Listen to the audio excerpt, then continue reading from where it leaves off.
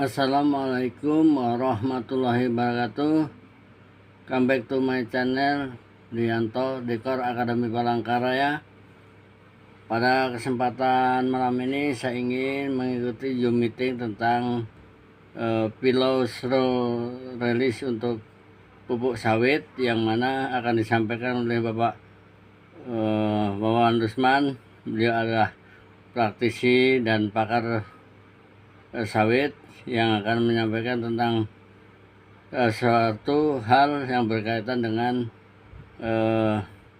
peningkatan kebun sawit, baik melalui penambahan bobot, perkembangan dan pertumbuhan, serta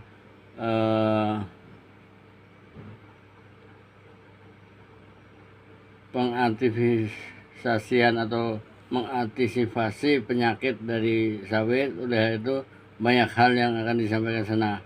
Kenapa ini harus saya ikuti? Karena ini adalah salah satu produk unggulan yang dipasarkan oleh PTBS dan dipasarkan oleh semua mitra yang bergabung dan bermitra dengan PTBS. Dan saya salah satu sebagai mitra yang berada di tim Dekor Akademi Palangkaraya. Melalui channel Dekor Akademi Palangkaraya akan terus menyampaikan hal-hal berkaitan dengan produk PTBS, baik pupuk apapun yang lain, yang nanti melalui berbagai seminar, webinar, home meeting, home sharing dan sebagainya akan senantiasa saya dokumentasikan melalui YouTube. Dan oleh karena itu, bagi teman-teman siapa saja di luar sana yang ingin mengetahui lebih dalam tentang bisnis PTBS, produk-produk PTBS, komunitas-komunitas dan tim-tim PTBS di mana saja, ikuti saja terus di channel Dekor Akademi Palangkaraya dengan cara like, share, dan subscribe.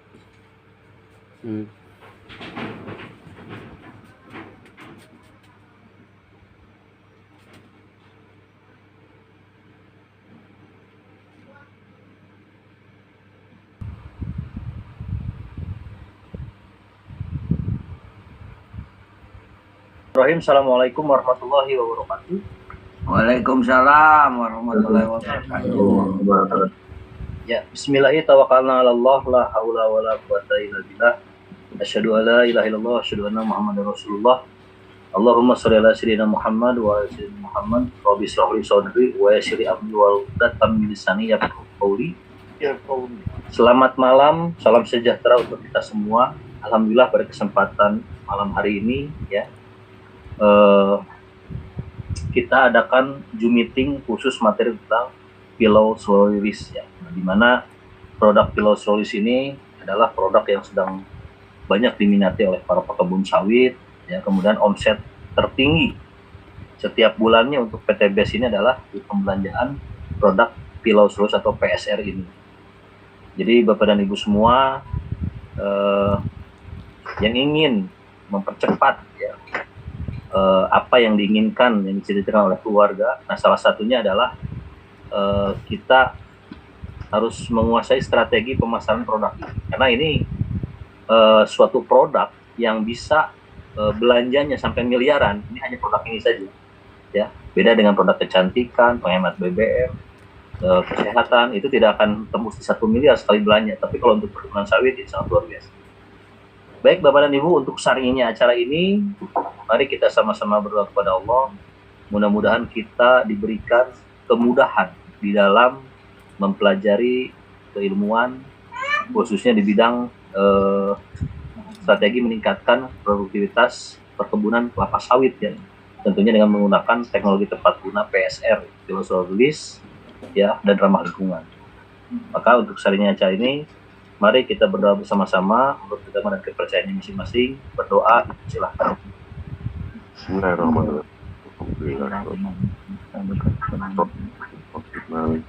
Ya, berdoa selesai. Ya, alhamdulillah Bapak dan Ibu semua, kita masih komitmen ya dari tim Best Farming. Ya, jadi tim Best Farming ini sebetulnya banyak, cuman yang tampil di permukaan cuma saya saja. Jadi ada yang bagian di tools ya untuk kelengkapan dari seperti buku farming guidebook. Nah, itu di belakang layar ternyata. Tapi secara prinsip inilah sebuah tim ya, bagaimana produk daripada sarana produksi pertanian PTBS ini intinya bisa disampaikan dengan baik ya, tanpa ada polemik di mitra ya. Jadi fungsinya Zoom meeting ini untuk masa-masa sekarang cukup efektif ya. Jadi harus bertemu, kemudian dengan 1.000 partisipan ya, tapi rata-rata belum nyampe 1.000 ya, karena itu tadilah motivasi orang dalam belajar itu berbeda-beda. Dan mudah-mudahan saya doakan Bapak dan Ibu yang sudah bergabung di forum Zoom meeting ini, insya Allah itu gerakan dari hati masing-masing yang betul-betul ingin meningkatkan kemampuan di bidang ilmu pertanian dan perkebunan. Ya, alhamdulillah saya mengapresiasi, baik ada yang berusia sudah senior, ada yang masih muda. Ya, inilah bentuk tanggung jawab perusahaan ya terhadap produk yang dipasarkannya, terutama dari produk based farming ya, mulai dari eco-farming original, kemudian Pilosolis, fotosintesa, dan agen hayati ya. Sampai sekarang izinnya masih menunggu ya, khusus untuk agen hayati. Maka di agen hayati ini pun protektor, saya pun tidak terlalu kencang juga dalam promosi ya, karena itu tadi ya, kita hanya menunggu beberapa kalau secara waktu itu sudah semuanya sudah ngikutin persyaratan, jadi tinggal menunggu saja keluar. Nah, itu biasanya ya ada beberapa yang harus dipenuhi ya. Jadi kita laksana air mengalir. Jadi yang kita edukasi ini betul-betul produk-produk yang memang yang sudah memiliki legalitas. Maka standar daripada edukasi untuk agen hayati Kopen Protektor tidak sekencang dulu ya, karena memang itu kita masih menunggu perizinan. Nah, insya Allah kalau izin ini sudah keluar, insya Allah keinginan beberapa leader, para mitra yang ingin katakanlah memiliki pengetahuan, bahkan tim konsultan dari setiap daerah akan kita bentuk ya, dalam artian syaratnya ini agen hayati ini harus izinnya sudah keluar ya. Jadi nanti ada beberapa training yang betul-betul khusus ya, baik melalui online maupun yang offline-nya di setiap daerah, dan kita berikan duplikasi dari tim based farming ini ya kepada mitra-mitra yang betul-betul ingin menguasai keilmuan ya, tanpa harus kuliah. Nah, kita libatkan nanti produsen, kemudian untuk pematerinya ya produsen, kemudian tim based farming dan distributor ya. Jadi tiga bagian ini insya Allah saling menguatkan, dan akan kita cetak beberapa konsultan di daerah ya yang memiliki atribut khusus, kemudian yang memiliki tanda pengenal khusus ya, dan tentunya keilmuan terutama ya. Itu insya Allah mudah-mudahan segera terrealisasi ya. Paling tidak di Zoom meeting pun termasuk efektif juga ya. Nanti jadi teknisnya nanti lah kita bahas. Yang penting prinsipnya kita ke depan akan mencetak itu semua. Jadi kalau materi ini materi umum ya, materi umum yang nggak dipahami. Nanti ada materi yang khusus, memang peruntukannya nanti untuk dikasih tim konsultan di berbagai daerah. Mudah-mudahan bisa terrealisasi. Bapak dan Ibu semua, sahabat petani cerdas PTBS, alhamdulillah ya, ketika munculnya produk, diversifikasi produk di PTBS ya, dari timnya Paraden ya, mulai dari Pilosolis dan fotosintesa, karena itu izin yang sudah keluar ya, alhamdulillah memberikan suasana segar ya, fresh lagi di tingkat leader besar ya. Jadi mulai bergeraknya lagi sistem network marketing di setiap leader tersebut ya, di setiap jaringan tersebut, karena memang PTBS ini harus betul-betul menciptakan produk yang betul-betul inovasi ya, berinovasi, dan memang tidak dimiliki oleh perusahaan manapun. Dan alhamdulillah salah satunya produk PSR ini adalah penyumbang omset terbesar di PTBS yang omsetnya sangat luar biasa ya. Jadi kemarin saya diceritakan libur 10 hari saja di PTBS itu masih ada transaksi ke kantor sampai senilai 20 miliar kalau nggak salah ya. Dari laporan dari Pak Haji Febrian Agung, itu libur saja gitu. Nah, makanya di sini Bapak dan Ibu, meskipun tinggalnya bukan di daerah sentra sawit ya, tapi dengan kita memahami ya dan mempelajari produk teknologi PSR itu apa, nah, insya Allah nanti saya ajarkan ya bagaimana caranya teknik prospek terhadap kebun sawit ya tanpa dempet, tapi insya Allah bisa mengikuti apa yang kita inginkan. Nah, makanya nanti ada segmen pasar PSR itu untuk siapa. Nah, nanti akan kita bahas materinya secara detail ya. Jadi paling tidak sudah banyak terbantu para leader, para mitra yang percepatan rewardnya itu setelah mempromosikan produk PSR ini. Karena memang tadi yang sudah saya sampaikan, hanya produk atau hanya sarana produksi pertanian saja yang bisa belanja sampai miliaran. Ya, ada yang 1 miliar, ratusan juta udah biasa. Ada yang 1 miliar, ada yang 4, ada yang 8, ada yang di atas 10. Ya, itu di dalam pembelanjaan untuk kebutuhan perkebunan sawit ya.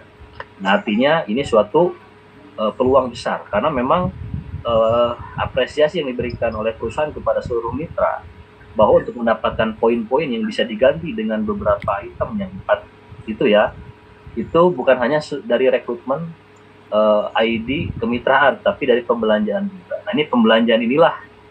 Jadi kalau ada satu perusahaan belanja 1 miliar, bagaimana leader itu mengatur supaya bisa kebagian semua, akhirnya pada tembus motornya, dan itulah bentuk apresiasi dan itu dihalalkan. Ya. Jadi jangan jangan dijadikan itu suatu, karena ada beberapa di luar mitra itu yaitu beranggapan apa hubungannya ini pupuk dengan Pajero gitu. Nah, makanya ini saya akan sampaikan ya, khusus untuk pekebun sawit ya, itu jangan dulu diberikan marketing plan-nya nanti seperti apa ya. Yang penting di tengah sulitnya mendapatkan pupuk kimia sintetis dan harga semakin melambung tinggi, dengan hadirnya PSR itu pun itu sudah cukup baik ya, adanya efektivitas, efisiensi biaya dan praktisnya itu pun sudah cukup bisa mengobati keinginan apa yang diinginkan oleh para pekebun sawit. Dan itu jangan disinggung dulu masalah urusan yang lain-lainnya, termasuk marketing plan-nya. Yang penting join kemitraan ya. Nih Mas Budi sedang takziah, ada keluarganya yang wafat ya, bisa menemani kita ya. Kemudian jadi saya harus konsentrasi materi, dan ini baru masuk biasanya mikrofonnya jarang dimatikan, jadi tiba-tiba ada pembicaraan di luar penyampaian materi ya. Yang mohon dimaklum ya. Kemudian perlu saya sampaikan lagi bahwa produk PSR ini ya saya pernah uji coba ya. Di dalam waktu 5 menit saya menyampaikan apa yang diminta oleh kebun sawit mengenai penjelasan secara akademisnya. Ya. Alhamdulillah itu bisa ternyata bisa dipahami. Nah, artinya di sini saya nanti akan bagi-bagi bagaimana teknik penyampaian ini tanpa mengundang polemik lagi, mengundang pertanyaan lagi. Ya, setelah kita sampaikan 5 menit, ada pertanyaan wajar, tapi di situ memang betul-betul rasional. Nah, ini ya. Jadi rasional itu seperti apa? Karena bagaimana mungkin? Ini yang akan kita sampaikan. Nggak ngerti aku. Ya, bagaimana mungkin 1 saset atau 1 ons produk PSR ini bisa mengcover kebutuhan nutrisi selama 3 bulan ke depan. Nah, ini harus paham intinya. Nah, itu semuanya itu harus dipahami semua. Dan memang sebelumnya juga jarang disampaikan ya. Nah, makanya nanti akan kita bahas terutama mengenai pangsa pasarnya dulu ya. Nah, ini saya akan coba buka slide ya. Buka slide karena memang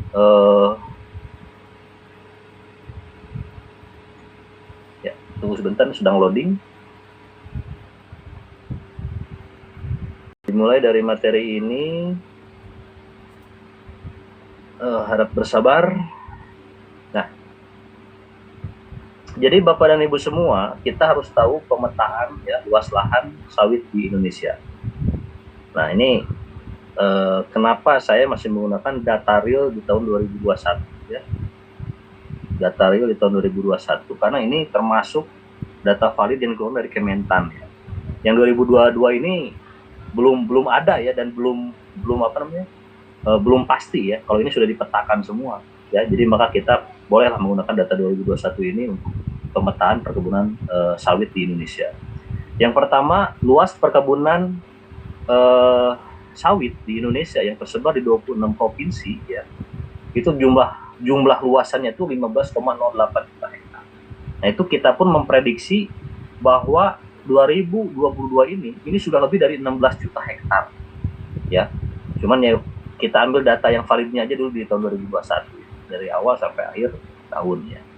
Karena banyak juga para pekebun sawit yang tidak melaporkan dan lain-lain. Ini kemungkinan sudah di atas 16 juta hektar.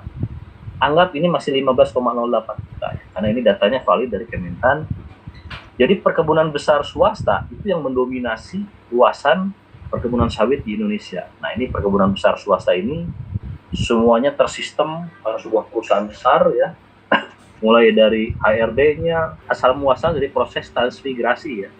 Transmigrasi itu dulu kalau materi waktu kita sekolah ya, baik sekolah menengah maupun sekolah atas, jadi perpindahan penduduk ya, dari penduduk yang padat ke daerah yang memang jarang penduduknya. Nah, itu biasanya zamannya Pak Harto dulu diberikan beberapa lahan free ya, ada yang 2 sampai di atas 5 hektar ya, tergantung yang dipetakannya ya. Itu biasanya dari Pulau Kalimantan, Pulau Sumatera, dan itu yang memang berpotensi untuk dikembangkan komoditas sawit, terutama itu ya. Nah ini di perkebunan rakyat ini tidak kalah juga luasnya ya. Total di 2021 ini dipetakan 6,08 juta hektar atau 40,34%. Nah, ini untuk perkebunan rakyat ya, yang biasanya menaungi itu adalah asosiasi seperti Apkasindo, Aspektir, dan itu yang menaungi asosiasi yang kemarin mengadakan demo di depan istana ya kalau nggak salah. Nah itu sebagai perwakilan perkebunan rakyat. Kemudian perkebunan besar negara disebut PBN. Nah ini salah satunya adalah PTPN yang mengurus atau mengelola perkebunan sawit ya, berupa tadi ya, kelembagaan sebutnya PTPN ya, yang jumlahnya itu 579,6 ribu hektar, 3,84%. Nah ini pangsa pasar PSR ini dari total semuanya ya, itu belum nyampe di 1%. Ya, belum nyampe di 1% ya. Akhirnya bahwa kesimpulannya produk PSR ini belum nyampe 1% dari luasan yang ada, tapi sudah bikin geger di Indonesia, terutama para kompetitor. Yang bikin risih itu sebenarnya para kompetitor ya, para kompetitor yang memang yang biasanya memasarkan produk kimia sintetis. Nah sekarang adanya PSR beralih ke PSR ya, kemudian di situ meninggalkan pupuk kimia sintetis. Nah akhirnya mulailah produk ini dicari kelemahannya, kemudian dibuatlah berita-berita negatif ya tentang produk PSR ini ya. Tapi ya tadi ya, tagline biarkan tanaman bicara itu yang kita pegang sekarang. Nah makanya di sini untuk plotting sebetulnya PSR ini pangsa pasar kemana perlu saya sampaikan. Di nomor 1 bahwa perkebunan besar swasta itu terlalu teoritis ya, itu yang pertama. Jadi mereka membutuhkan data valid dari lembaga yang berwenang, misalkan dari Pusat Penelitian Kelapa Sawit yang ada di Medan. Kemudian data-data uji efektivitas, kemudian perusahaan mana yang sudah pernah pakai, itu yang sangat mendetail sekali ya, sehingga kita punya produk bagus ya, karena memang saya sampaikan dari produsen itu tidak mengarah ke sana, karena data itu bisa dimanipulasi. Makanya yang pertama ini biarkan laksana air mengalir saja dulu ya. Jadi para mitra yang membutuhkan proposal, data efektivitas dan lain-lain ini sampai sekarang dari produsen pun kita tidak menyiapkan itu semua. Nah kemudian yang kedua, perkebunan rakyat inilah pangsa pasar utama untuk PSR.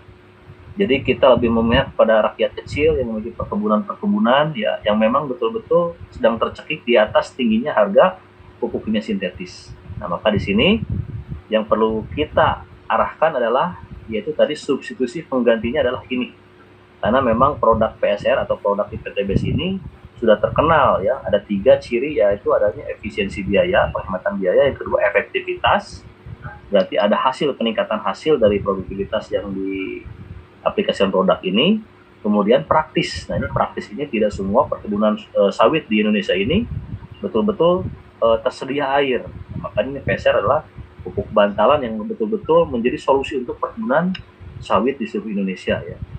Nah kemudian perkebunan rakyat ini ya, ini pun sama ya. Jadi bukannya rakyat atau kalangan biasa ini tidak membutuhkan data ya, tapi mereka ini lebih real ya, daripada data lebih baik hasil yang berbicara. Nah makanya disinilah pangsa pasar untuk PSR ini lebih mengarah ke perkebunan rakyat dulu saja, sambil nanti dipersiapkan apa yang dibutuhkan oleh produsen ya kalau mengarah ke sana.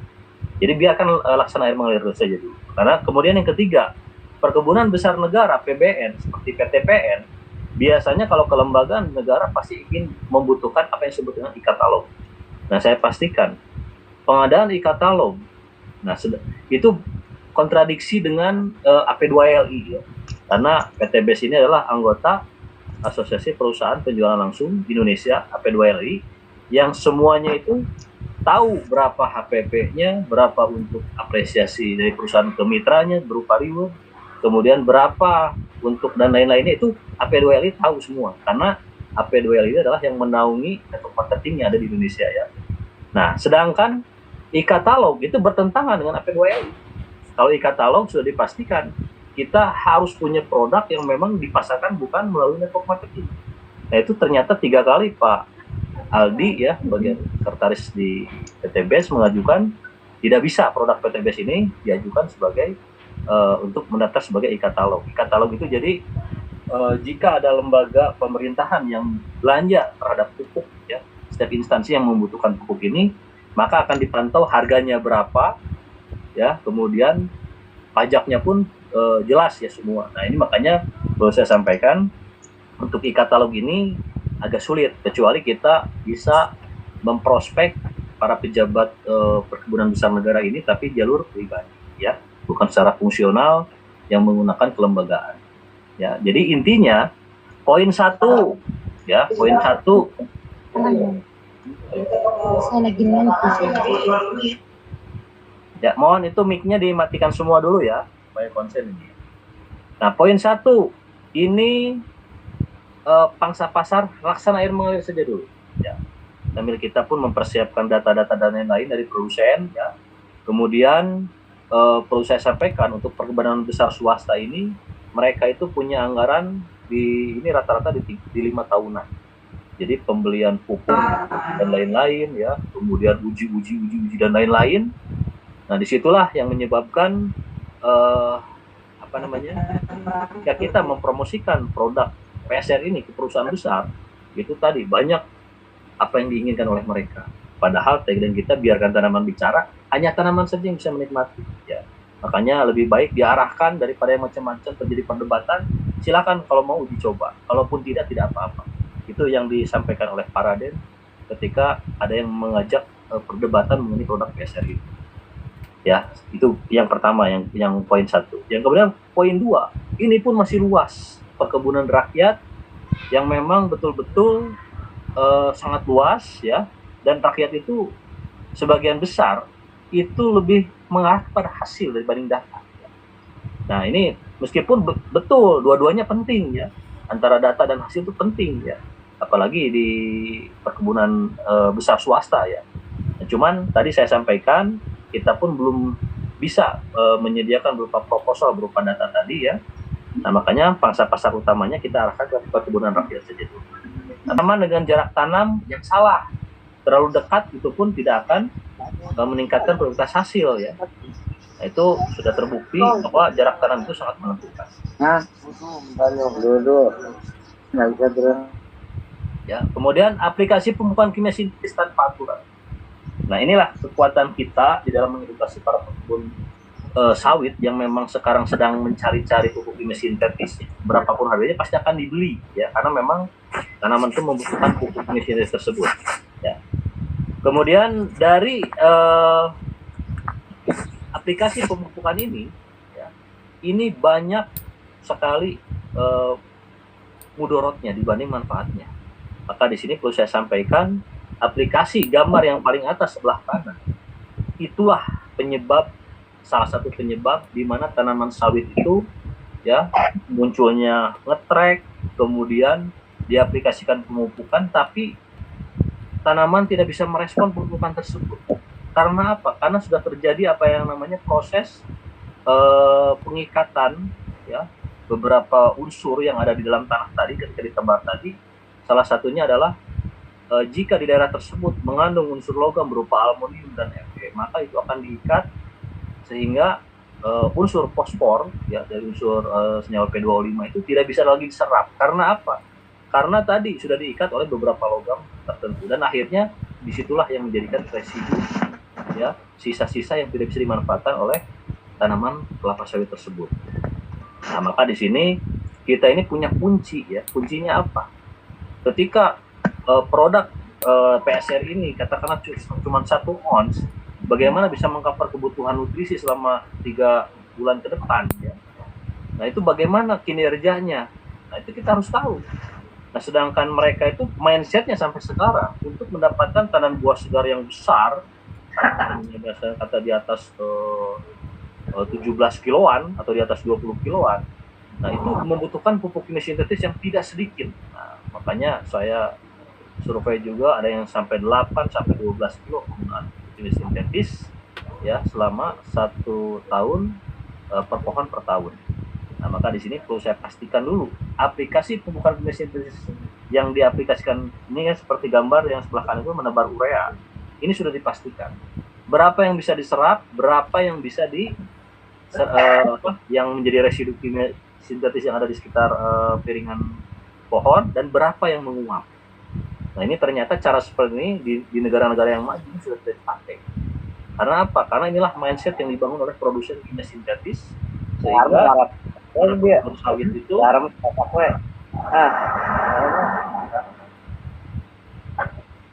ya, sehingga para pekebun sawit itu mindsetnya, oh ternyata sawit ini rakus hara, betul rakus hara. Nah, maka nanti akan kita sampaikan teknik katakanlah penyampaian yang insya Allah tidak akan lagi mengundang polemik ya. Nanti di akhir ya. Kemudian di sini ada juga aplikasi pembukaan sintetis yang tanpa aturan, kemudian perawatan tidak sesuai SOP. Sebetulnya perawatan itu apa saja?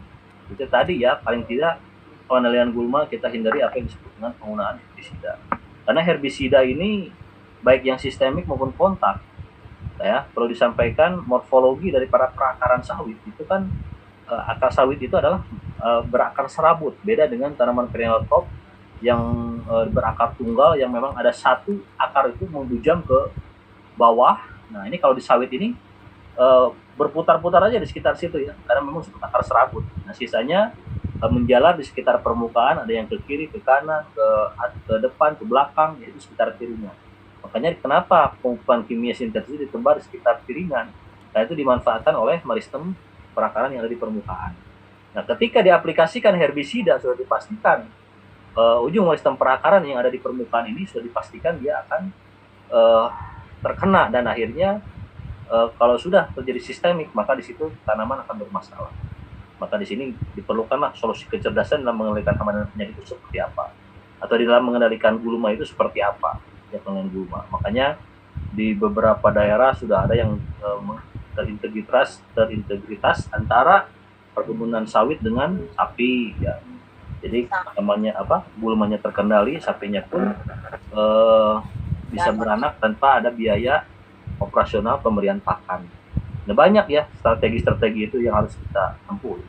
Karena memang ini materinya khusus di dalam pemupukan, maka itu tidak kita terlalu detailkan.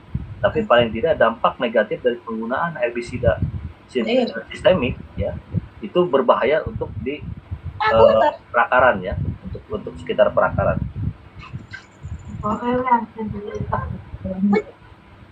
Ya, kemudian umur tanaman. Nah, ini umur tanaman perlu saya sampaikan ya. Jadi sawit ini umur 4, ada yang sudah menghasilkan ya, tanaman menghasilkan 4 sampai katakanlah puncaknya di 12 sampai 15 tahun. Ya. Kemudian masa replanting itu ada yang sampai 25, ada yang sampai 30, tergantung perawatan. Cuman puncak-puncaknya itu 12 sampai 15. Nah, itu adalah kalau kita merawat dari awal betul sesuai dengan SOP-nya, nutrisinya dicukupi lengkap ya. Nah, itu bisa meningkatkan puncaknya di 12 sampai 15 tahun. Nah, bahkan sekarang karena memang perawatan ala kadarnya, pupuk kimia sintetis yang diaplikasikan malah menyebabkan banyak masalah ya. banyak masalah. Karena apa? Mikroorganisme sudah dipastikan terancam punah karena memang racun kimia sintetis yang ada pada urea itu adalah berupa senyawa amonia. Nitrogennya 46%, ada biorate, ada moisture, dan sisanya adalah amonia. H3 yang memang betul-betul racun kimia yang berbahaya untuk kesehatan tubuh manusia, yang menyebabkan penyakit degeneratif, menurunnya fungsi organ tubuh manusia, baik itu untuk komunitas tanaman pangan, palawija, dan hortikultura, dan termasuk perkebunan. Nah, maka di sini kita harus punya solusi betul-betul yang memang betul-betul cerdas dan ramah lingkungan, yang diutamakan itu ya. Nah, ini umur tanaman ini tergantung. Ada yang baru 15 tahun harus replanting karena tidak dirawat dari awal. Nah, itu pun ada. Cuman ada juga yang nyampe 30 tahun replanting karena memang pemilik perkebunan tersebut bisa memang memeliharanya. Ya, cuman puncaknya di tadi 12 sampai 15 ya. Katakanlah rentan itu apa? Rentang umur itulah puncak-puncaknya ya, sedang optimalnya. Dari 4 atau sampai 10 tahun, makanya dosisnya pun berbeda dalam aplikasi RPS. Kemudian imunitas tanaman. Kamu turun deh. Imunitas tanaman menurun itu berhubungan dengan tadi ya, dari SOP perawatan. Kenapa bisa terjadi menurun? Karena tadi serangan organisme pengganggu tanaman. Baik itu penyakit yang disebarkan oleh jamur ganoderma, serangan kumbang tanduk hitam ya, yang menyebabkan sawit ini banyak yang merana ya. Kemudian kondisi pH dan lain-lain itu menyebabkan imunitas tanaman menurun. Makanya di sini kita harus betul-betul menguasai materi tentang sawit ini. Paling tidak penyebab menurunnya produktivitas ini, Bapak dan Ibu semua yang mengikuti Zoom meeting kesempatan malam ini, inilah gambaran 70% salah. Tidak sesuai. Perkenalkan, saya adalah orang agronomi dan ahli riset di kelapa sawit. Logikanya, kalau betul ahli riset, itu harus bisa membuat produk secara produksi pertanian yang lebih canggih dibanding PSR. Yang lebih canggih daripada PSR. Itu logikanya, bukan merongrong produk lain. Itu logikanya ya. Maka di situ perlu saya sampaikan, produk PSR ini ya, itu bukan untuk diperdebatkan dan bukan untuk dikaji secara ilmiah. Makanya terjadi perdebatan apapun, kunci kita adalah silahkan Bapak coba saja dulu. Wajar Bapak tidak percaya terhadap produk ini, karena ini adalah ada teknologi yang memang betul-betul yang bisa merasakan dan menikmati teknologi adalah hanya tanaman. Sudah, titik, arahkan ke sana saja. Ya, daripada kita adanya debat kusir. Debat kusir itu ya mencari pepesan kosong, ngapain gitu kan. Maka di sini ini kuncinya harus dipegang juga, dampak positif dan negatif aplikasi pupuk kimia sintetis di perkebunan sawit. Pertama, sisi positif, ya, menyuburkan tanaman secara instan, mempercepat pertumbuhan tanaman, efektivitas hasil cukup tinggi tapi sementara. Nah, ini perlu saya sampaikan. Jadi setelah bergulirnya revolusi hijau tahun 70-an di Indonesia, ya, karena memang Indonesia ini terlibat Perang Dunia Kedua yang menyebabkan tadi ya yang sering saya sampaikan ini, jadi sudah tidak ada yang konsen lagi terhadap ketersediaan pangan aktual untuk negara yang sudah terlibat peperangan termasuk di Indonesia. Maka globalis ya dari Rockefeller, perusahaan besar swasta besar yang yang berpengaruh terhadap program revolusi hijau ini sudah tidak ada pilihan lagi. Ya, maka setiap negara yang sudah terlibat peperangan mengambillah konsep revolusi hijau tersebut, yaitu salah satunya yaitu yang disimpulkan adanya di Panca Usaha Tani zamannya Pak Harto dulu ya.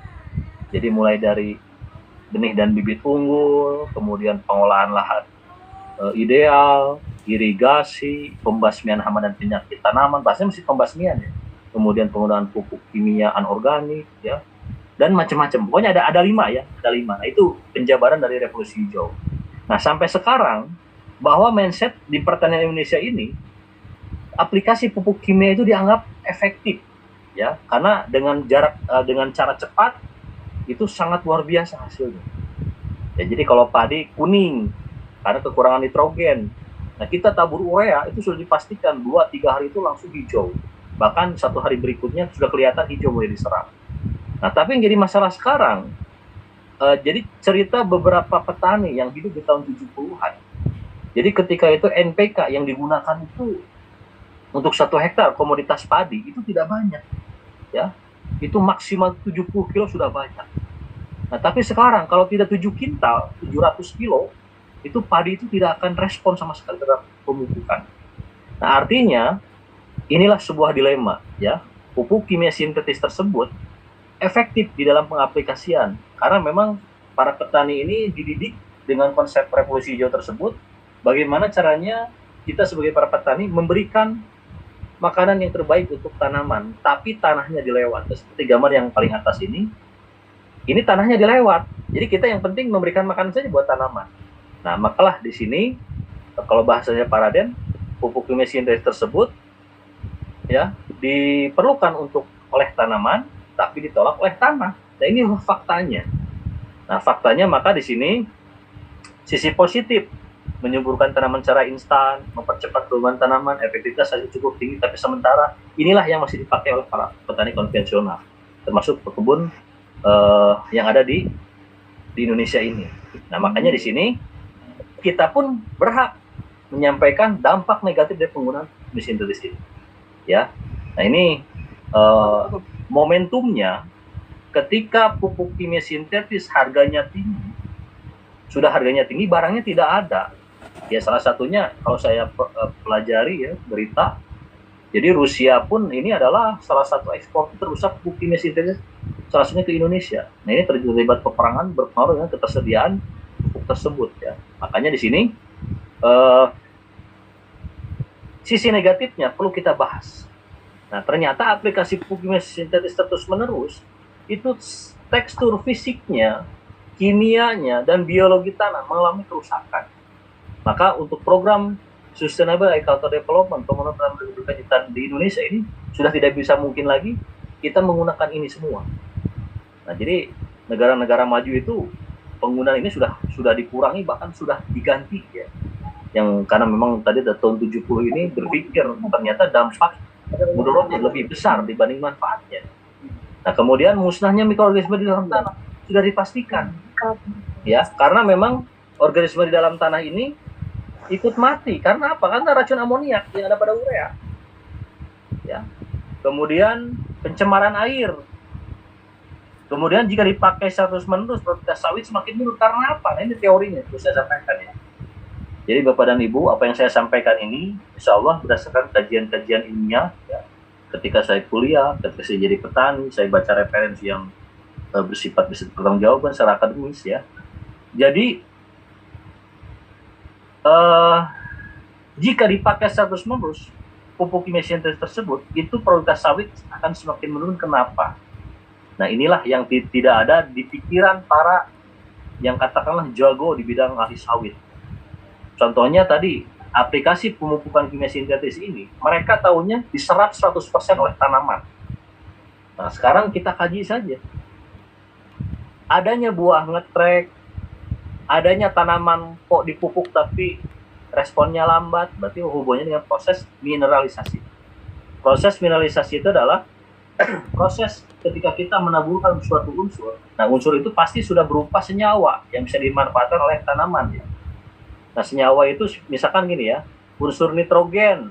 Nah, itu ada nitrogen sintetis, seperti tadi ada amoniak sintetis ya, NH3 misalkan. Nitrogen pun ada dua, ada nitrogen organik. Dari mana? Dari NO3, dari senyawa nitrat NO3. Itu nitrogen untuk organik. Nah, ini nitrogen seperti ini ketika ditabur berapa persen yang menguap kira-kira? Kemudian berapa persen yang menjadi residu dan berapa yang diserap oleh tanaman? Bahkan dari materi-materi tentang proses mineralisasi ini ya, proses mineralisasi di setiap daerah di Indonesia ini berbeda-beda. Jadi mineralisasi ini berhubungan dengan penyerapan nutrisi tersebut. Nah, itu idealnya 3 kali 24 jam itu harus diserap oleh tanaman. Dengan catatan intensitas cahaya dan intensitas air. Itu yang kajian dari Inggris Farming ya. Nah, tapi ini berbeda. 2 pekan, 3 pekan, 4 pekan, sampai berbulan-bulan kok tidak direspon. Nah, berarti ada apa? Nah, ternyata aplikasi pupuk kimia sintetis inilah yang menyebabkan produktivitas menurun. Karena apa? Karena tadi terjadi kejenuhan di tanah. Kalau sudah terjadi kejenuhan di tanah, kebetulan di situ ada logam berat yang mengikat unsur fosfor seperti aluminium, Fe, dan lain-lain, maka disitulah nutrisi yang diberikan hanya berupa nutrisi yang memang tidak bisa dimanfaatkan oleh sistem perakaran. Nah, ketika itulah pH akan menjadi rendah. Ketika pH idealnya atau toleran 5,5 kemudian rendah, maka disitulah sawit tidak akan optimal dalam pertumbuhan. Jadi jangankan berpikir untuk produktivitas, ya, meningkatkan produktivitas, untuk maintenance kehidupannya saja, untuk mempertahankan kehidupannya saja, banyak sawit-sawit yang rusak karena aplikasi ini semua. Nah, itu saya amati juga grafik dari penggunaan pupuk kimia sintetis itu ketika awal replanting itu naik betul. Cuma nanti ada titik di mana itu akan ada titik yang betul-betul tidak terjadi kejenuhan. Nah, maka disinilah pemahaman ini kuncinya. Inilah salah satu kita memberikan pencerahan kepada siapa saja, terutama yang fanatik terhadap penggunaan kimia sintetis. Ya. Kemudian penyebab gangguan kesehatan, penggunaan kimia sintetis menyebabkan gangguan kesehatan berupa apa? Berupa degeneratif, menurunnya fungsi organ tubuh manusia. Nah, jadi kalau kita masih menggunakan ini dan tidak secara bijak diaplikasikan, sudah dipastikan program pembangunan pertanian berkelanjutan Indonesia itu sudah dipastikan. Bahkan nanti ke depan itu tadi banyak masalah. Tanaman kalau di sawit banyak yang ngetrek, di tanaman pangan palawija dan horti banyak yang gagal panen. Karena apa? Karena tadi kondisi tingkat imunitas tanaman semakin menurun, sedangkan hama dan penyakit semakin resisten. Nah, inilah dampaknya ke depannya. Makanya dalam konsep Sustainable Agriculture Development adalah konsep LEISA. Kalau siapa saja, perusahaan mana saja yang ingin mengedepankan konsep Sustainable Agriculture, pembangunan pertanian berkelanjutan di Indonesia ini, maka konsep LEISA itulah yang harus dipegang, yaitu menekan input pengeluaran, LEISA, Low External Input. Menekan input pengeluaran berupa pembelian pupuk kimia sintetis dan pestisida kimia anorganik. Itu kunci utamanya. Insya Allah di sini PTBS tetap konsisten, ya, baik di tanaman pangan, palawija, horti, perkebunan, kehutanan, semua akan kita arahkan ke pertanian sehat dan ramah lingkungan semua. Ya, ini gambarannya. Nah, kemudian berbicara tentang PSR. Sebetulnya kalau perlu saya sampaikan, materi PSR ini tidak ribet. Bahkan kalau Paraden ngisi di mana-mana saja tanpa membawa slide. Nah, kalau saya beda, karena saya harus memberikan dasar, ya, seperti apa teorinya. Nah, ketika kita berbicara kemana fotosintesa, di situ ada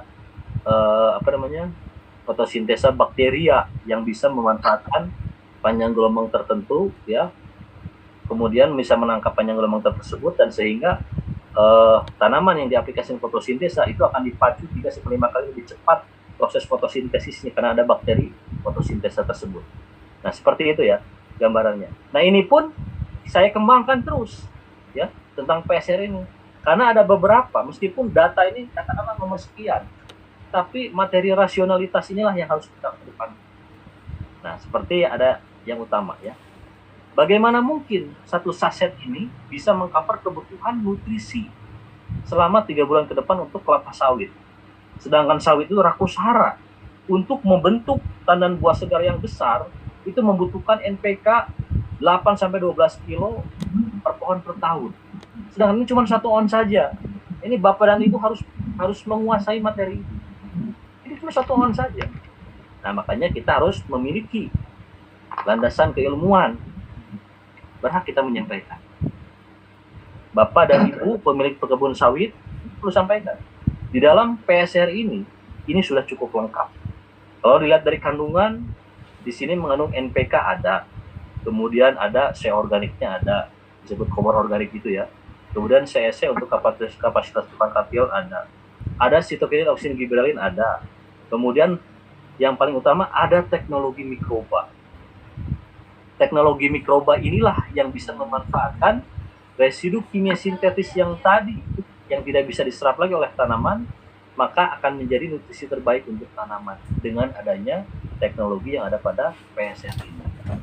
Maka perlu saya sampaikan, berbicara masalah teknologi berarti berbicara masalah untuk meningkatkan kemudahan atau untuk mempermudah kinerja tanaman maupun untuk manusia, ya. Itulah fungsi teknologi. Nah, sekarang teknologi itu seperti apa? Yang namanya bakteri yang ada pada PSR ini. Kadang saya kalau ngobrol dengan Pak Raden ini kalau dari kandungan dengan fotosintesa sama apa sama-sama lengkapnya gitu kan. Nah, artinya inilah satu materi ya di dalam produk PSR ini yang memang hanya tanaman yang bisa menikmati itu semua. Jadi cuma satu on bisa mengcover kebutuhan nutrisi selama 100 hari ke depan. Ini bagaimana teorinya kan gitu kan pertanyaannya. Nah, tadi materi sudah saya sampaikan dampak positif dan negatif. Residu kimia sintetis itulah salah satunya yang bisa dimanfaatkan oleh teknologi mikroba yang ada pada PSR. Inilah sehingga menjadi nutrisi terbaik untuk tanaman. Meskipun kandungan P dan K-nya 7 dan 8, kandungan N-nya malah kecil. Tapi kenapa bisa menghijaukan? Daun yang tadinya menguning tiba-tiba menjadi hijau mengkilap. Ini ada apa? Padahal nitrogen cuma kecil. Ya, nah inilah sebuah teknologi. Sering saya membawakan analogi. Yang namanya teknologi. Contoh adalah di pesawat. Pesawat ini selama ini dianggap alat transportasi yang memang betul-betul di situ ada efisiensi waktu. Efisiensi waktu, biaya, kemudian untuk mengadakan perjalanan ya domestik dari tempat A dan ke tempat B antar provinsi katakanlah. Itu membutuhkan waktu di bawah 2 jam sudah sampai ke suatu tempat. Dan di situ ada teknologi. Nah, di situ banyak yang memanfaatkan teknologi tersebut dengan hitungan kita katakanlah booking tiket, kemudian kemudian tahapan-tahapan kemudian check-in dan lain-lain, kemudian terbang tiba-tiba besok sudah ada di suatu tempat. Itulah banyak para penumpang di Indonesia ini memanfaatkan teknologi tersebut karena dianggap efektif dan efisien di dalam waktu. Nah, ketika kita memanfaatkan teknologi tersebut, apakah kita harus bertanya-tanya kepada pilot, kepada pramugari, ini bagaimana cara kok bisa terbang? Yang ada kita menikmati saja dalam perjalanan, ada yang tidur, ada yang dengar musik, ada yang melihat pemandangan. Itulah teknologi. Makanya di PSR ini kenapa bisa mengcover kebutuhan nutrisi selama 100 hari ke depan? Karena dalamnya ada teknologi yang tidak bisa kita rasakan sebagai manusia. Makanya tagline biarkan tanaman bicara itulah yang menguatkan siapa saja yang mau mengadakan perdebatan, arahkan ke diuji coba saja dulu. Pahitnya 100 hari atau 3 bulan ke depan tidak ada reaksi, Bapak tidak usah kenal saya lagi. Nanti syaratnya sudah hidup. Nah, itu rata-rata insya Allah akan direspon oleh tanaman. Pak, bagaimana kalau nutrisi atau residu yang ada di tanah tersebut sudah habis, dia dimanfaatkan? Justru itu target kita. Karena di PSR ini sudah cukup lengkap mikrobanya, bakterinya. Nah, cuman kita tidak mungkin kita ceritakan secara detail di sini. Karena itu ada hak kekayaan intelektual setiap produsen yang tidak. Coba lihat saja Bapak dan Ibu. Banyak para ahli sawit terjebak dengan bahasa-bahasa filosolis, pupuk, majemuk, makro, dan mikro. Ketika dibalik, unsur mikro saja. Bagaimana mungkin ini unsur mikro untuk memiliki kebutuhan? NPK-nya tidak ada. Jadi terjebak hanya berupa tulisan mikro saja yang ditampilkan. Ya logikanya, ini barang tidak mungkin dianggap bagus kalau tidak ada repeat order. Sedangkan repeat order hari demi hari terus-terusan. Bahkan perlu saya sampaikan, dulu inden saja 20.000 produk value dibutuhkan per hari. Itu banyak yang inden. Nah, sekarang kemampuan produsen terus akan meningkatkan 100.000 produk value atau 100 ton per hari. Nah, sekarang informasi terbaru itu kita di atas 100.000 per hari. Terus ditambah pabriknya ini. 100.000 produk value ya, ini ada 100 ton per hari. Nah, kalau dibagi 120 populasi per hektar itu baru 833 saja. 8.333 per hari. Sedangkan target Pak, suaranya terganggu Pak. Ya, tapi jelas ya, masuk ya. Udah. Ya, siap. Ya. Nah, inilah sebuah teknologi yang ada pada PSR yang memang tidak bisa menikmati adalah hanya karbohidrat. Kemudian tadi saya ceritakan banyak yang ini unsur mikro saja yang ditampilkan. Sedangkan NPK-nya mana? Bakteri pun kita tidak diceritakan. Nah, makanya disinilah kita paling tidak punya gambaran dalam penyampaian. Ya. Nanti akan saya sampaikan teknik closingnya, kan udah masuk jam 9. Dan ini Bapak dan Ibu sudah baca semua lah keunggulannya. Jadi kalau menyampaikan tentang keunggulan, jangan ditulis jangan disampaikan kelebihan PSR ini jangan bukan kelebihan tapi keunggulan. Dan keunggulan ada kan tadi ya. Nanti di buku pun sudah kita ganti bukan kelebihan tapi keunggulan karena itu kurang baik. Ya, ini video-video ini insya Allah kita masuk ke channel YouTube saya berdasarkan mitra dan ini intinya. Ya, ini nanti akan saya bahas. Ini intinya. Jadi teknik prospek filosofis kita arahkan ini tadi ke perkebunan rakyat. Jadi kita jangan banyak cerita dulu ke perkebunan besar swasta dan perkebunan negara. Jadi katakanlah kita menghadapi beberapa perusahaan yang betul-betul memang sedang menyiapkan pupuk, tapi ketika kita sampaikan betul-betul rasional masuk akal. Nah, jika kita mitra PT BES yang bukan tinggal di daerah sawit, ya, kita wajib langkah pertama ini kita lakukan. Ya. Yang pertama adalah kita harus menginventaris ya kepemilikan perkebunan sawit ya, di setiap daerah. Jadi perkebunan sawit ini tersebar di 26 provinsi ya. Meskipun nomor satunya ada di Jambi ya. Kemudian Sumatera Utara dan Kalimantan Barat yang terluas itu ya. Tiga provinsi tersebut. Nah, kemudian yang pertama adalah bangun aset melalui inventaris kepemilikan perkebunan sawit. Jadi ini sangat dibutuhkan ya untuk memprospek produk PSR. Jadi katakanlah kita yang ada di Bandung, yang ada di Jawa Tengah, Jawa Timur, ini memprospek produk ini, PSR ini ya, kepada para pemilik sawit di daerah. Nah, kita bisa bekerja sama dengan para leader kita. Siapa yang bisa dihubungi ya, misalkan yang ada di Kalimantan Tengah, Kalimantan Timur, Kalimantan Barat, atau di Sumatera, di Jambi, di mana-mana saja. Nah, itu kita minta referensi. Karena di situ nanti akan kita gali siapa pemilik sawit ya yang betul-betul momentumnya sekarang sedang kesulitan mendapatkan pupuk kimia sintetis. Ya, itu adalah bangun aset melalui inventaris kelapa sawit. Beda kita nongkrong di bawah perkebunan sawit, ini siapa pemiliknya? Sampai kapan nggak bakal ketemu. Nah, makanya pentingnya sebuah informasi untuk mengumpulkan atau menginventaris kepemilikan perkebunan kelapa sawit. Itu nomor satu.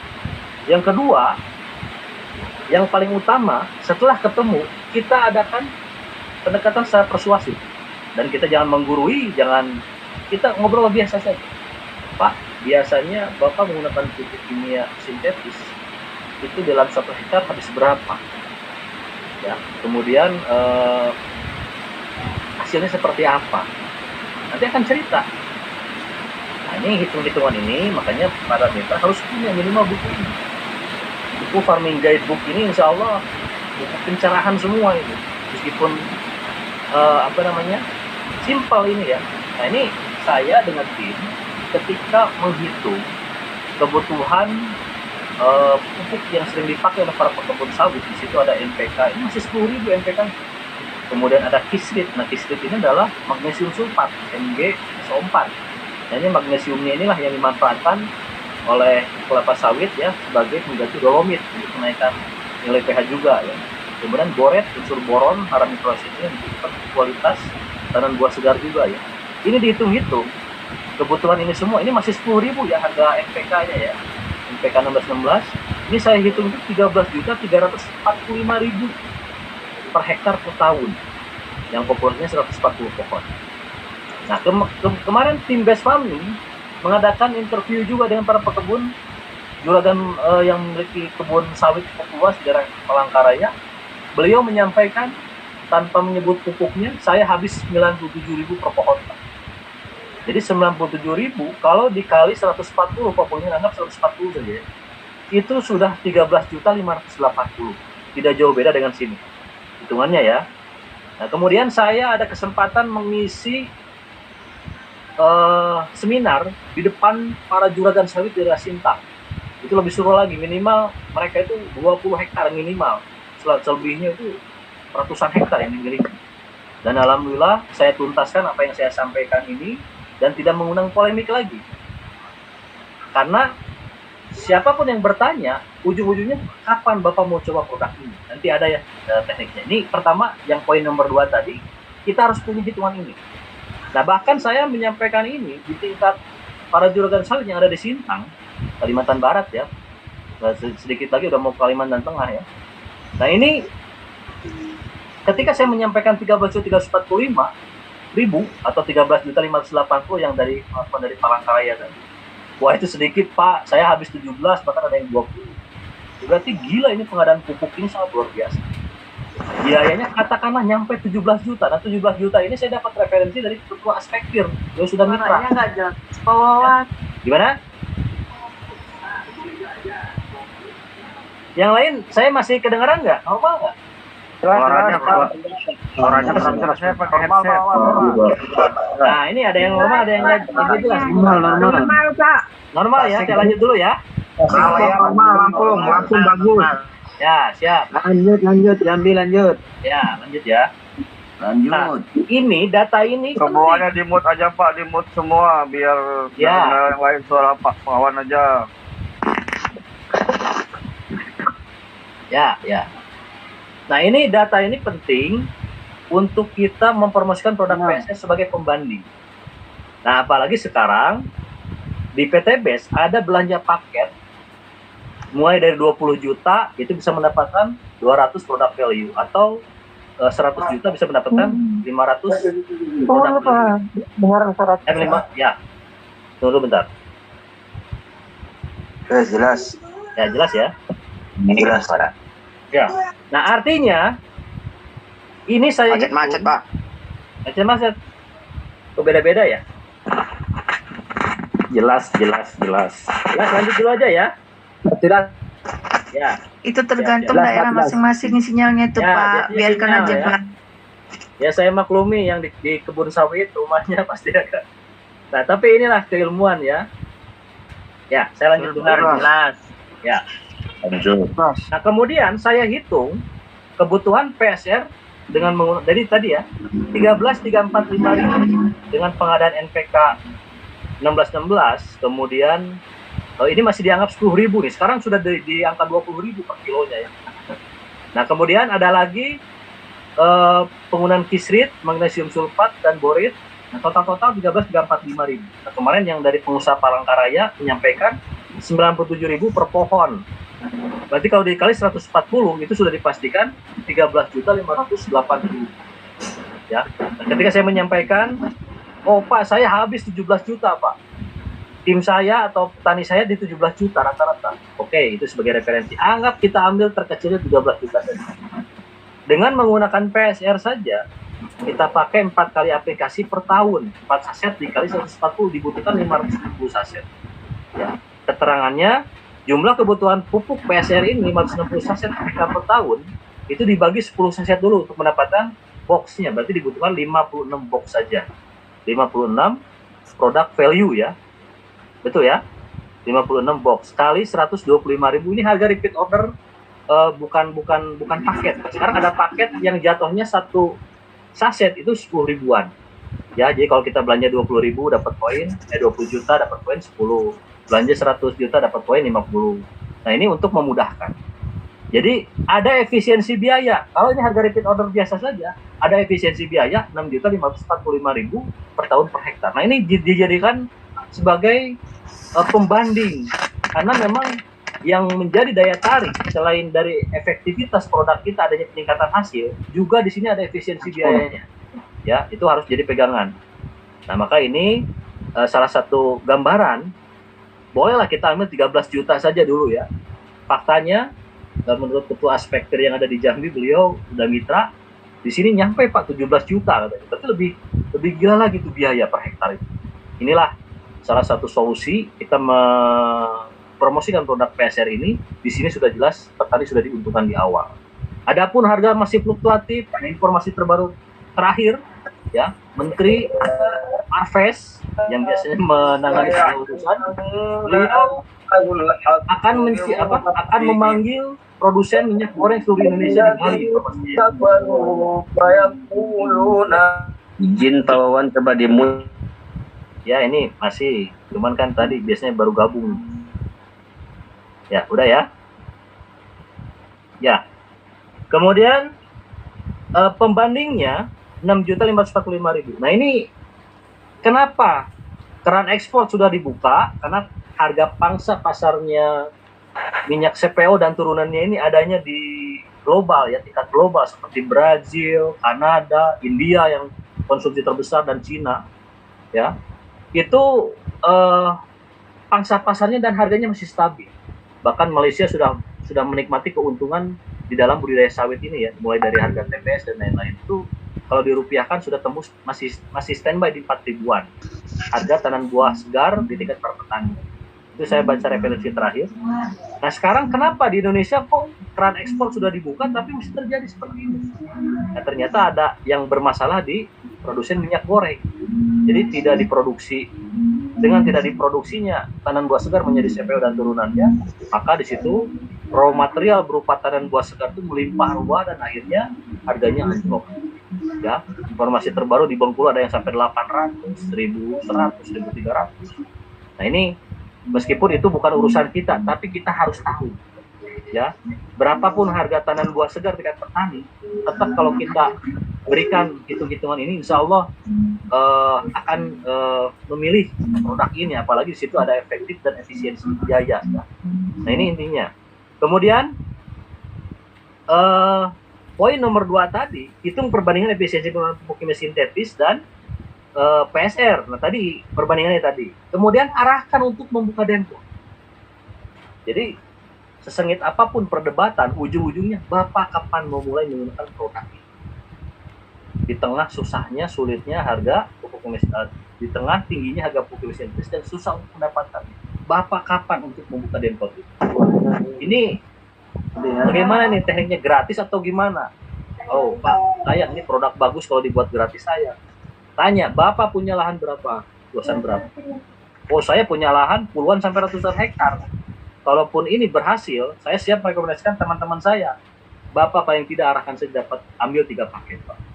Karena mohon maaf ya, di daerah Sintang itu para mitra yang closing juragan sawit di atas 20 hektar, mohon maaf ya. Jadi ambil basic itu dianggap kaum duafa. Artinya, punya kemampuan untuk mengadakan demplot, tapi di sini kok, ya itulah pilihan tidak apa-apa. Bahkan ending-endingnya, kalau 3 paket di 6.100.000 misalkan, saya nggak mau, saya khawatir ini. Gimana kalau saya ambil 5 saset? Ada itu. Tapi dari 5 saset itulah ujung-ujungnya closing berikutnya, 100 hari berikutnya, yang belanja sampai berperet-peret. Nah, kayak kemarin 20 saset atau 2 box diaplikasi ke 20 pohon. Ditunggu sampai 90-100 hari, baru closingnya 360 juta, 1 truk diangkut langsung ke daerah Kalimantan Barat. Itu faktanya ya. Jadi jangan diarahkan dulu, Pak, dicoba aja beberapa pohon, Pak. Jangan. Jadi kita arahkan, Bapak paling tidak ambil 3 paket. Ya. Nah, ambil 3 paket, kemudian nanti bisa diaplikasikan. Baik untuk 1 hektar, kalau 120 pohon ya per hektarnya. Jadi 1 paketnya,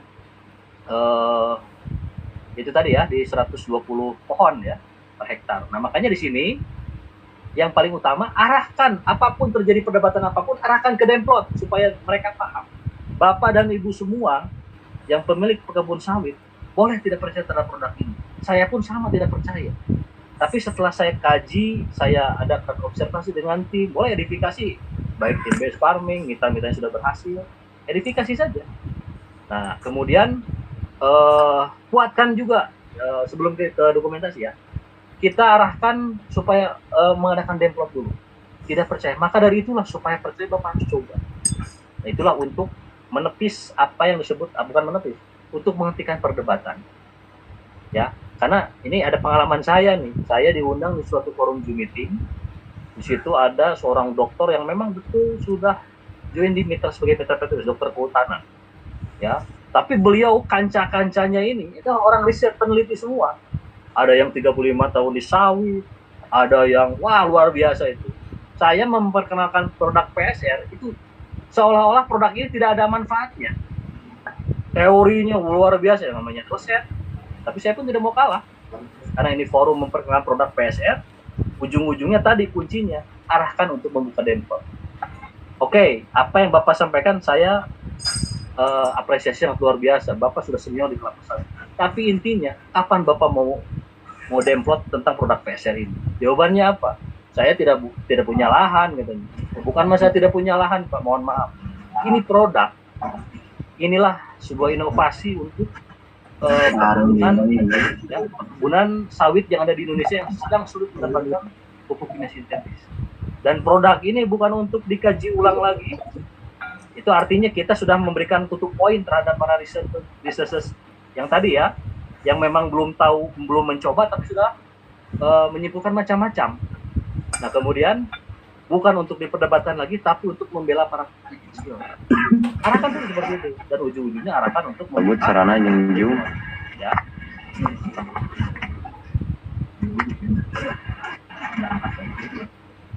Ya, kemudian dokumentasi demplot before dan afternya. Jadi jangan sampai, nah kemarin ada mitra komplain ke saya, Pak saya dikomplain oleh kebun sawit, pemilik sawit 2 bulan kok nggak ada reaksi apa-apa. Nah inilah supaya kita punya dokumentasi tanaman bicara ini, kita kasih nomor boleh, kemudian kasih video before-nya seperti apa sebelum aplikasi, ya, kemudian after-nya seperti apa. Jadi ketika tidak ada respon sama sekali itu kita sudah ada dokumentasi. Jadi biarkan tanaman bicara, ini loh tanaman berbicara seperti ini gitu kan. Karena gini ya, 3 bulan atau 100 hari itu dianggap paling cepat, luar biasa dengan adanya teknologi PSR ini. Pupuk kimia sintetis yang lain kadang diaplikasikan, tidak respon 4 bulan, 5 bulan, baru 8 bulan berikutnya. Nah ini maka termasuk cepat. Nah adapun respon terhadap tanaman aplikasi PSR ini rata-rata misalkan belum sesuai ekspektasi, berarti pH-nya belum ideal. Maka aplikasi PSR di bawah pH 5,5, kinerja PSR ini hanya mengidealkan pH tanah saja dulu. Nah baru triwulan keduanya, ya aplikasi 3 bulan keduanya baru ada respon. Ada yang seperti itu. Ya tapi kita tetap supaya objektif kita harus siapkan dokumentasi demplot kayak kuat ya. Nah kemudian yang kelima adalah evaluasi selama 100 hari ya setelah aplikasi pertama, itu rata-rata. Jadi jangan dilepas. Nah tadi yang mitra yang komplain ke saya selama 2 bulan belum ada reaksi, ya belum. Tunggu sampai 90 sampai 100 hari. Nah disitulah biasanya respon tanaman rata-rata ya, seperti yang saya sampaikan. Mohon maaf, ini yang masih suaranya di mic-nya terbuka. Tadi saya menampilkan video di awal, ada nggak? Nggak ada. Ya, saya lanjut aja dulu ya. Nah, tadi saya sudah menampilkan video di awal, cuman kebuka atau tidak saya tidak bisa ini ya, karena memang biasanya membuka slide dulu baru keluar. Artinya 5 tahapan ini harus dikuasai oleh seluruh mitra, ya, dengan target adalah jadi perkebunan rakyat saja dulu. Biarkan yang perkebunan besar swasta, kemudian perkebunan negara, itu nanti nomor sekian, laksanain mengalir saja. Ya, intinya supaya kita fokus dulu ke para pekebun kecil yang memang membutuhkan solusi ya di dalam pengadaan pupuk ya dengan teknologi tepat guna ini. Maka inilah 5 tahapan yang harus dikuasai oleh seluruh mitra. Ya, pertama bangun aset melalui investasi kepemilikan perkebunan kelapa sawit, kemudian hitung perbandingan yang tadi hitungannya ya ada ya di buku farming guidebook, kemudian arahkan untuk membuka demplot. Jadi apapun yang sudah terjadi perdebatan, bagaimana Pak supaya objektif kita pakai atau kita adakan demplot. Nah itu arahkan saja kira gimana caranya. Nah itu jurus terakhirnya nih terjadi perdebatan. Karena kalau tidak kita mencoba, seperti sekarang sudah muncul beberapa channel YouTube yang nyinyir terhadap produk PSR ya. Pertama, kita jangan percaya. Kenapa jangan percaya? Karena mereka pun belum pernah mencoba. Tapi ya itulah tadi yang namanya kompetitor, tidak suka terhadap produk ini, itu wajar-wajar saja. Nah makanya Bapak dan Ibu semua kumpulkan kalau ada mitra yang memberikan referensi baik video, kemudian dokumentasi pembelanjaan dan lain-lain. Tidak mungkin orang berbelanja sampai miliaran kalau produk ini tidak ada manfaatnya. Nah maka itulah untuk memperkuat kita dalam memprospek para pekebun sawit. Dan yang paling utama, jangan pernah menceritakan tentang marketing plan produk ini. Jadi marketing plan Bapak kalau join ini nanti dapat ini, jangan. Itu nomor sekian saja, ngikutin saja. Ya. Karena apa? Karena mereka sudah punya semua rata-rata. Mobil sudah ada, dan lain sudah ada. Cuman itu ngikutin saja dulu. Nah, makanya nanti Bapak dan Ibu yang belum tahu ada paket 20 juta bisa dapat 200 produk value ya. 100 apa 200 lupa lagi ya. Yang penting satunya itu satu sasetnya 10.000 jatuh, lebih murah, bukan 112.500. Nah, itu diarahkan saja. Kemudian belanja di 100 juta ya. Itu bisa mendapat produk 500 kalau nggak salah ya. Jadi jatuhnya itu jauh lebih murah. Ya, jadi 10.000 per sasetnya. Makanya di sini kita arahkan untuk sawit ini nanti berupa paket. Jadi kalau ada yang siap belanja 1 miliar, nanti diatur dengan tim dan leadernya supaya bisa menebar manfaat untuk mitra yang lain. Ya. Baik Bapak dan Ibu semua, itulah yang bisa saya sampaikan mengenai produk Pilau Sulawesi ini ya.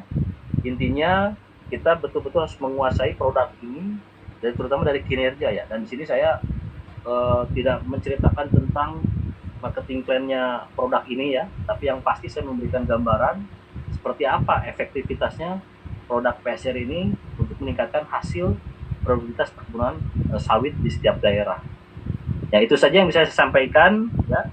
Untuk berikutnya saya akan buka pertanyaan yang berhubungan dengan perkebunan sawit ya, terutama yang memang betul-betul sedang berkecimpung di sawit ya, supaya menjadikan pencerahan terhadap mitra yang lain ya. Jadi kalaupun hanya bertanya baru mulai, nyimak saja dulu lah. Kita arahkan ke testimoni kalau bisa ya, supaya lebih apa namanya? Ya ini ada ini ya, betul ya, 20 juta dapat 200 box, 100 juta dapat 1000 box. Nah, terima kasih ya Pak Ustaz Jenal. Saya kadang jarang menyimak ya Pak, yang saya tahunya per saset jatuhnya 10.000. Terima kasih Pak Ustaz Jenal ya. Nah ini Bapak dan Ibu semua, itulah yang bisa saya sampaikan ya mengenai kinerja daripada Ecofarming Pilau Sulawesi ya, sama kalau brandnya Ecofarming. Intinya kita harus menguasai produk ini ya, terutama di dalam pengaplikasian rata-rata 90-100 hari. Nah, untuk membuka pertanyaan ini, saya akan buka dulu yang aktif di video ya, yang memang berkecimpung di sawit ya. Orang yang videonya sedang on, 3 orang ini. Nah